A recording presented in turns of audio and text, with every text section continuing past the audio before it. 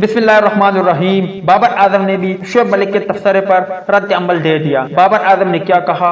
अस्सलाम वालेकुम दोस्तों, आज के ज़ेर नज़र वीडियो में आप भाइयों को इसी बारे में बताएंगे, मगर मजीद तफसीलात की तरफ बढ़ने से पहले इस वीडियो को लाइक करें और कमेंट सेक्शन में आप भाई मुझे इतना जरूर बता दे कि क्या शोएब मलिक की कौमी टीम में जगह बनती है या नहीं।